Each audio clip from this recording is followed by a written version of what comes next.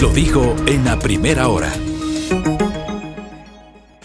Señor arquitecto Fernando Carrión Mena, bienvenido, buenos días, ¿cómo le va? ¿Dónde está el arquitecto? Ya lo tengo al arquitecto. Ahí lo tengo. ¿Me escucha, arquitecto? Perfecto. ¿Cómo le va? Pues aquí, muerto de frío. ¿Muerto de frío o muerto de iras? A ver, ¿qué le dejó ayer la presentación de la selección, arquitecto? A ver, yo creo que fue buena la presentación. Es un equipo que ya está consolidado. La alineación ya tiene tantas modificaciones. Me parece que Alfaro ya encontró finalmente el equipo. Este es el equipo más joven porque solo tuvo dos jugadores de experiencia, como el caso del arquero Dida, que además jugó poco tiempo, 11 minutos, y luego a Valencia arriba. Y entonces el resto son jugadores absolutamente jóvenes. Y me parece que la presentación fue muy buena. Se quedó con sinsabor al final del partido. O sea, yo coincido con usted, a mí me gustó Ecuador. Me gustó Ecuador incluso por el hecho psicológico. La selección no se cayó después de tempraneramente ir en desventaja. O sea, al minuto 2, Eder se come un gol increíble y al minuto 5 nos hace un gol igualmente increíble con un error del arquero Domínguez que falló en la salida. Y de allí 10 minutos después vino la expulsión. Pero el equipo no se cayó, arquitecto. Sí, en 10, 11 minutos pasaron una cantidad de cosas. Para empezar, pues fallamos un gol cantado prácticamente.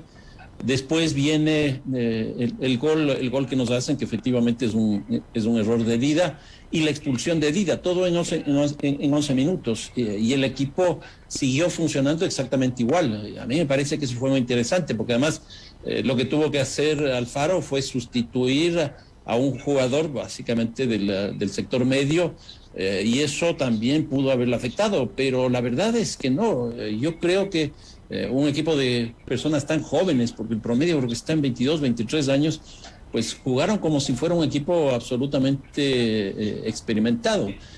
Lo que vino después, sí, ya, sobre todo con el VAR, sí me dejó sin sabores. Fueron 5 ocasiones que se recurrió al VAR. Eso significa no menos de 15, 18, 20 minutos de pérdida.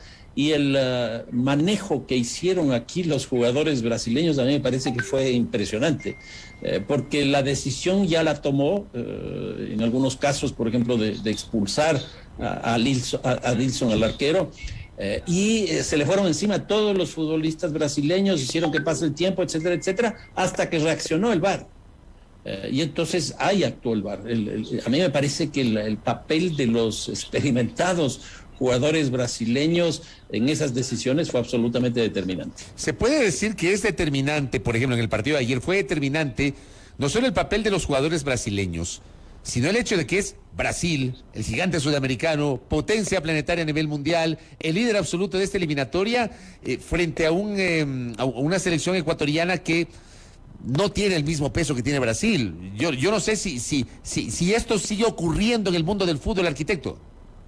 No, yo creo que sí, el peso, como generalmente se dice de la camiseta, es así. Pero, por ejemplo, las reacciones después del partido de Tite, el entrenador brasileño, me parecieron muy interesantes, porque lo que sostiene o sostuvo fue que cómo es posible que pongan en el VAR a uruguayos y en la cancha a colombianos, cuando entre los tres prácticamente está la disputa más Perú de la clasificación al Mundial. Entonces él cuestionó eso, y cuestionó después del partido y después de lo que ocurrió con el VAR. Entonces a mí me parece que sí, hay una voz interesante. Estuve viendo también hoy en la mañana reacciones de la prensa brasileña y también cuestionan mucho el uso del VAR. Yo creo que en eso hay un sobreuso, llamémoslo así, del VAR, que hace que el arbitraje ya no exista prácticamente, porque en este partido, como digo, fueron 5 ocasiones que se requirió. 2 para la expulsión de Adilson, o sea, 2 expulsó el árbitro Roldán. Dos veces expulsaron a Alisson, ¿no? La una por la falta a Ener y la otra por la falta a Ayrton Preciado. la una con los pies y la otra con las manos. Las dos le expulsó y las dos rectificó. Y la otra cosa es que 2 penales cobrados explícitamente por él, los 2 también fueron revisados. Entonces, aquí ya no tenemos arbitraje, tenemos VAR, y en el VAR es una cosa que no se sabe dónde está, qué hace, etcétera, porque está por ahí perdida. Lo que sería muy interesante es si nos van a difundir las grabaciones que tuvo el VAR. A mí me parece que eso habría que exigir. Sí, para incluso tener una mejor valoración de cuáles fueron los criterios por los cuales la gente del VAR le alerta al árbitro. Yo me quedé con un sinsabor y lo expresé ayer en mi cuenta Twitter, fundamentalmente sobre la última jugada. La que pitan el penal tras la falta de Alisson sobre Ayrton Preciado, lo vuelven a expulsar al arquero. O sea, no encuentro una explicación para la decisión del árbitro de haberse echado para atrás en una decisión que parecía totalmente firme. Yo me quedé con ese sinsabor. Me gustaría un comentario suyo sobre esa jugada explícita, arquitecto. Absolutamente de acuerdo. Y podríamos hacer una cosa adicional, Fabricio. Si nosotros no jugábamos con el VAR, Dida no hubiera sido expulsado, hubiéramos tenido 2 penales y el Brasil se hubiera quedado sin ese entrenador. En otras palabras, el papel del VAR, sea justo o injusto, no estoy diciendo eso, pero el papel del VAR fue absolutamente determinante porque revirtió las decisiones tomadas ya por el árbitro.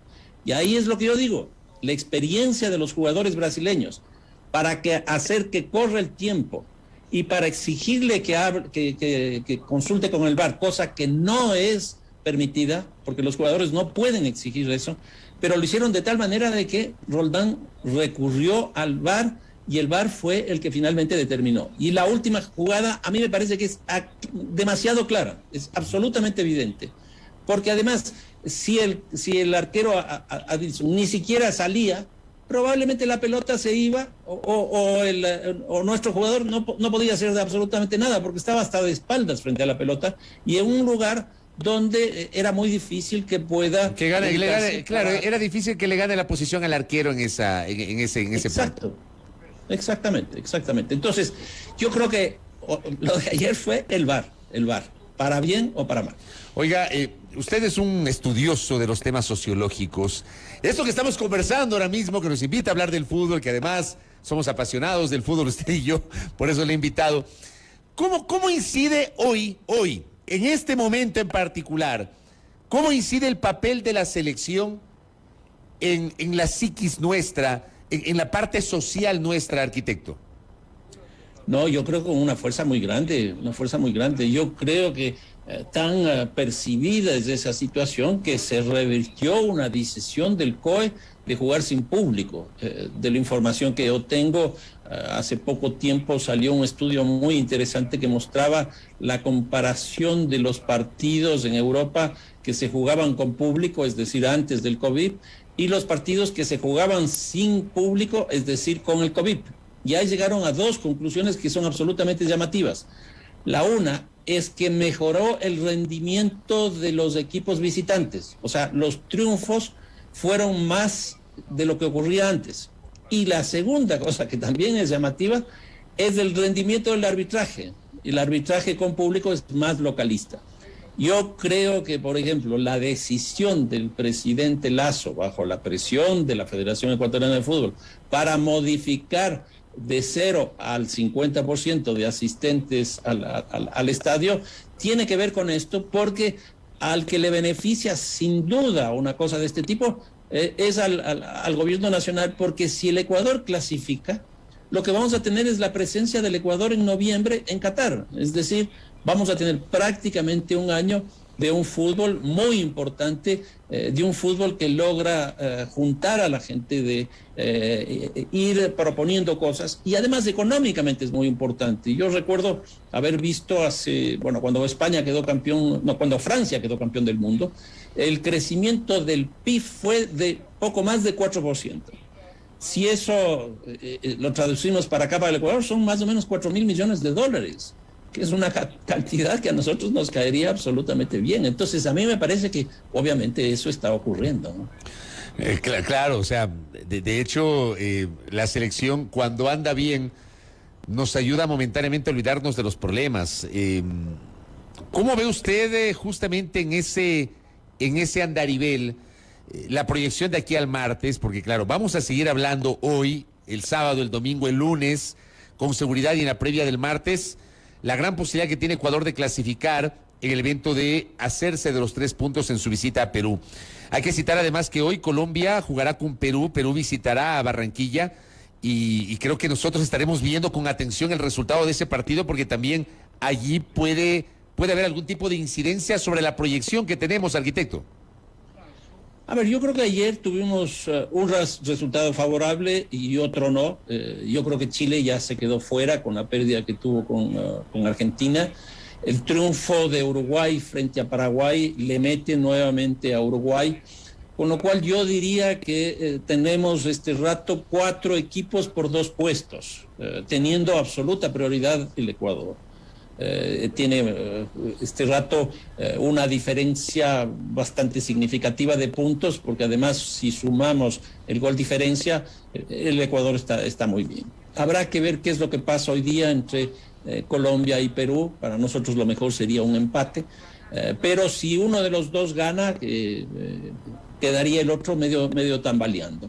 Y ya va a depender de nuestro resultado con un rival absolutamente directo como es el Perú el martes. A mí me parece que el Ecuador llegará bien allá. En general, los partidos de visita del Ecuador han sido bastante buenos. Como decía al principio... Con excepción del partido con Venezuela. El partido con Venezuela en condiciones de visitante fue un desastre. Pero, sí, por ejemplo, el partido ante Chile o el partido ante Colombia o ante el propio Brasil no jugamos mal, pese a que perdimos, pero fue una presentación muy interesante de la tricolor. Sí, pero por ejemplo el de Venezuela fue un error del arquero. Porque si no hubiéramos tenido ese error, por lo menos empatábamos y este rato estábamos listos. Pero no jugamos bien ese partido. Sí. Pero bueno, entonces, creo que frente a Perú llegamos bien. Espero que Mena pueda ya jugar, porque eso significaría pues un reemplazo de Valencia, que no va a poder estar. Y en el arco me parece que ayer el cambio fue bastante bueno, bastante auspicioso. Tapó como 3-4 jugadas bien complicadas, de tal manera que tampoco me preocupa eso. Yo creo que llegamos bien a Perú. Y luego el último ciclo nos queda básicamente con Paraguay de visita, que no está bien, y nos queda también un partido con Argentina aquí, que no será fácil. Pero yo creo que Argentina estará ya preparándose para el Mundial y vendrá a ser un tipo de partido distinto. Yo creo que las condiciones para nosotros son bastante favorables. Sí, y además dependemos de nosotros mismos, ¿no? Son 3 partidos que pueden ser considerados finales, pero si logramos una victoria en Lima, que no es descabellado porque hemos ganado en Lima, estamos ya en el Mundial. Son los 3 puntitos que nos faltan en esta carrera, y estas tres últimos partidos: Ecuador frente a Perú en Lima, frente a Paraguay en Asunción y frente a Argentina acá en Quito. Veamos qué pasa. Arquitecto, seguiremos conversando, ¿ah? Sin duda, esta cosa que nos apasiona y que nos importa muchísimo. Muchas gracias, muy amable a Fernando Carrión Mena. Hoy no hemos hablado de otros temas, sino del tema del fútbol y también de la parte sociológica, ¿no? Que incide mucho.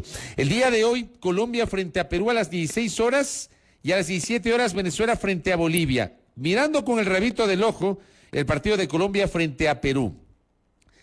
Ecuador enfrentará al equipo del RIMAG en Lima la próxima semana, así que estamos viendo ahí qué puede pasar en Barranquilla, porque Colombia evidentemente todavía tiene posibilidades, al igual que los peruanos. Brasil se mantiene al tope de la tabla con 36 unidades, Argentina con 32 luego de su victoria ayer ante Chile, Ecuador con 24, Uruguay con 19, que Uruguay con la victoria en Asunción, Uruguay volvió a retomar la posibilidad de una clasificación directa. Luego tenemos a Colombia con 17, a Perú con 17. Yo creo que nos conviene el empate realmente entre estos 2 equipos en Barranquilla. Chile con 16, prácticamente Chile se ha despedido de la posibilidad de una clasificación al Mundial. Bolivia con 15, Paraguay con 13 y Venezuela con 7. Son los equipos que conforman la tabla de posiciones de la eliminatoria sudamericana. De esto y más a las 11 de la mañana en Zona Deportes. Primera plana. Todas las noticias, todas las voces.